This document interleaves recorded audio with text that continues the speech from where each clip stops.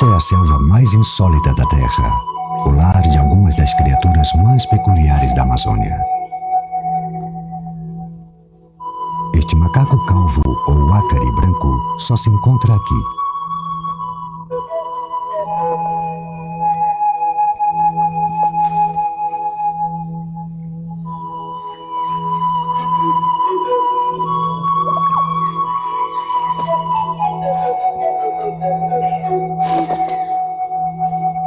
Todos os anos, a inundação alcança 10 metros de altura e somente as copas das árvores mais altas podem ser vistas sobre a água.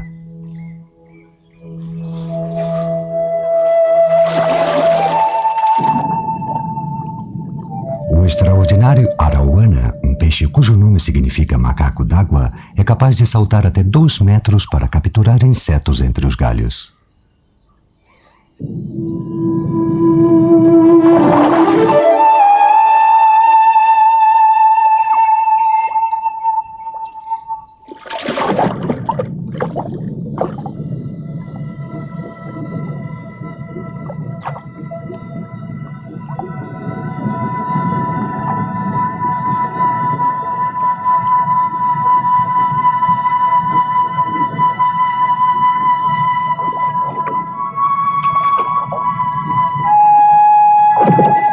O mais primitivo dos golfinhos nada em plena selva. Para orientar-se neste labirinto de galhos e troncos, dispõe de um avançado mecanismo semelhante ao sonar.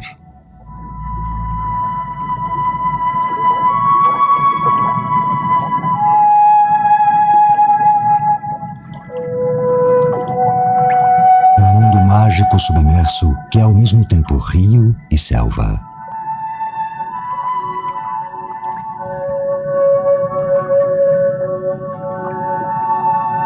Nas águas da Amazônia existe mais variedade de peixes de água doce que em qualquer outra parte do planeta. Uma riqueza fomentada e protegida pela selva inundada. Criaturas da Amazônia.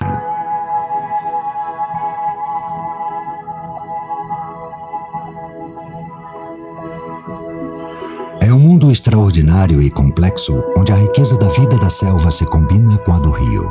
Mesmo que a cheia cubra o solo com vários metros de água, as copas das árvores sobressaem-se sobre a superfície.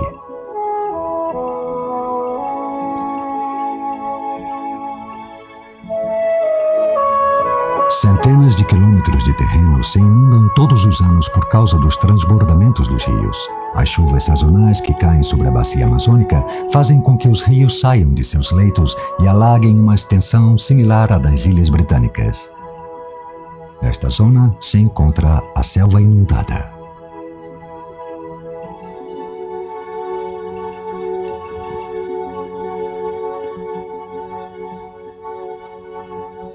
Esta selva permanece inundada 6 meses por ano. Finalizada a estação de chuvas, o nível dos rios baixa e a água começa a fluir por uma infinidade de canais de volta ao leito dos rios.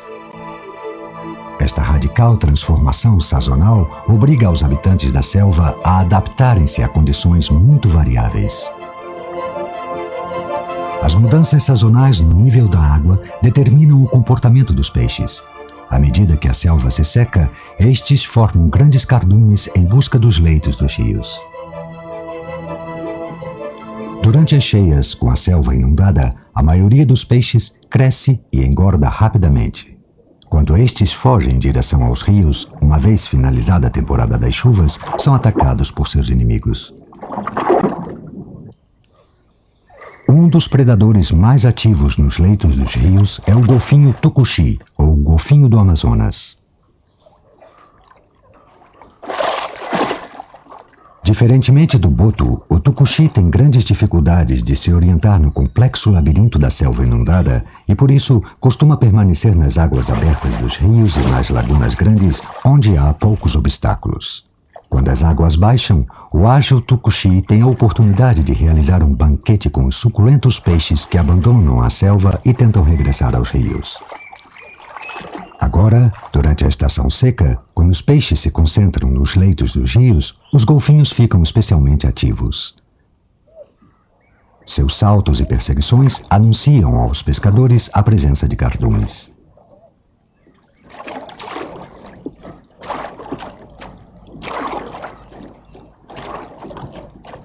Os pescadores que povoam as ribeiras destes rios recebem o nome de caboclos. São descendentes de índios, europeus e africanos. Os conhecimentos tradicionais lhes servem para determinar onde e quando pescar. Aqui capturam um cardume em plena migração com uma rede.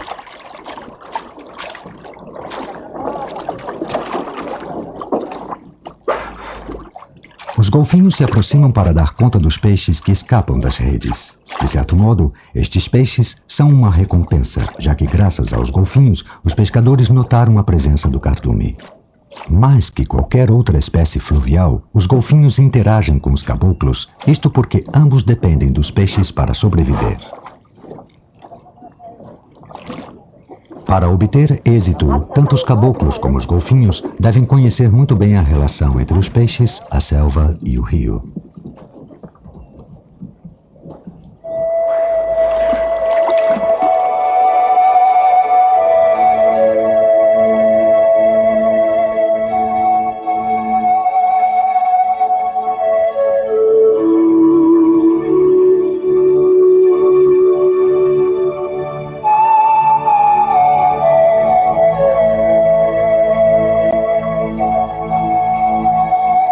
À medida que desce o nível da água, os rios voltam a seus limitados leitos.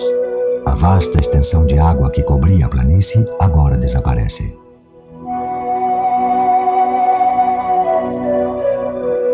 Durante a estação seca, não resta mais que umas poucas lagunas ilhadas. O resto da selva se secou.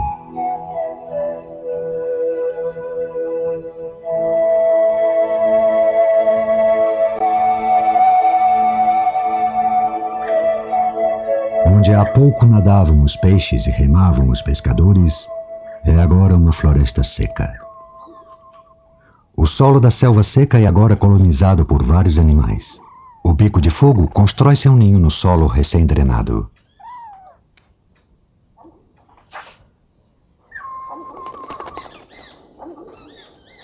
Os insetos abundam perto do solo da selva e o bico de fogo aproveita a situação para alimentar as suas crias famintas com eles.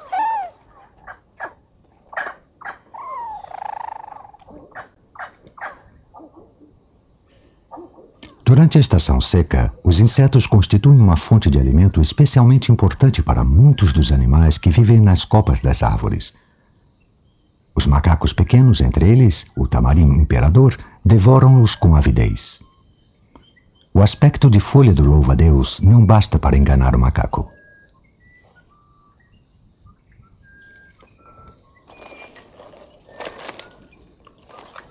A maioria dos insetos se camufla ou permanece escondida na vegetação, o que faz os macacos perderem muito tempo para encontrá-los.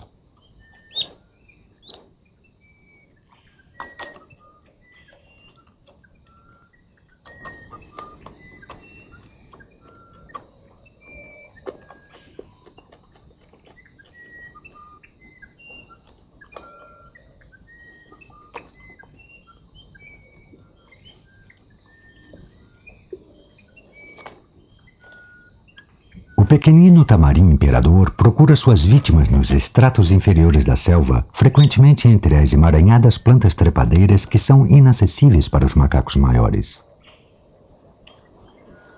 Menor ainda é o macaco de bolso, o menor macaco do mundo.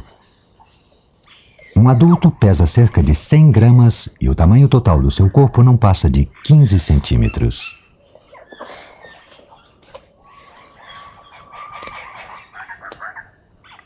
Mesmo que estes macacos do tamanho de um rato caçem insetos, eles estão altamente adaptados para aproveitar outro tipo de alimento. O macaco de bolso tem dentes semelhantes a um cinzel que utiliza para fazer buracos nas cascas das árvores. Quando a seiva começa a sair, ele a bebe gulosamente.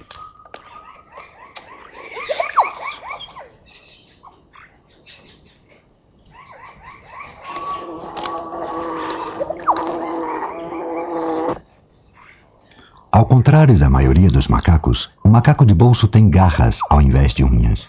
Graças a estas garras especiais e às suas reduzidas dimensões, ele pode subir e descer facilmente pelos troncos das árvores cuja seiva lhe serve de alimento.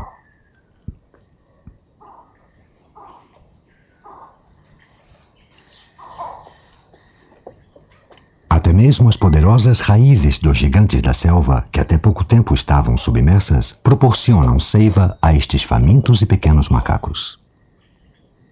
Além dos primatas, nas árvores da selva inundada vivem os roedores. Se bem que podemos encontrar algumas espécies de esquilos. O roedor mais abundante é o rato-toró, chamado assim pelo estranho ruído que emite. Seus estridentes uivos servem para marcar território e formam parte na cerimônia de cortejo. Uma das razões que explicam a grande difusão do rato-toró na selva amazônica é a grande quantidade de árvores ocas. Nestes buracos, os ratos moram e criam seus filhotes. Na medida em que avança a estação seca, muitas plantas começam a florescer. O néctar abunda sobretudo de manhã cedo, quando os uácaris saem para buscar flores no dossel da selva. Com sua cara vermelha e sua espessa pelagem, o uácari é um dos macacos de aspecto mais estranho de toda a floresta amazônica. Pela sua aparência chamativa, ele também recebe o nome de macaco inglês. Talvez seja pela sua inegável semelhança com um turista queimado pelo sol ou com um inglês amante do gin. Quando a fruta escasseia e, por outro lado, abundam as flores, o néctar pode representar quase a metade da dieta do uácari. Enquanto bebem de flor em flor, deixam cair no solo da selva as corolas vazias. Os uácaris podem ser realmente destrutivos, ainda que sobrevivam flores suficientes para assegurar a produção de frutas.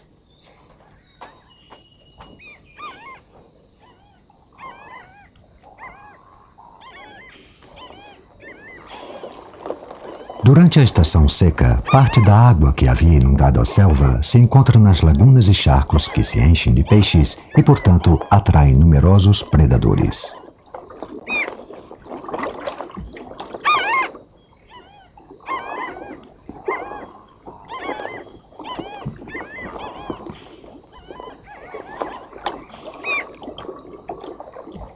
Entre as aves que comem peixe da Amazônia, os cormorões são talvez as mais vorazes. Mergulham na água e se impulsionam com suas potentes patas providas de membranas, utilizando a sua cauda como um timão. Um cormorão é capaz de apanhar um peixe grande, mas conseguir que ele não escape é outra história.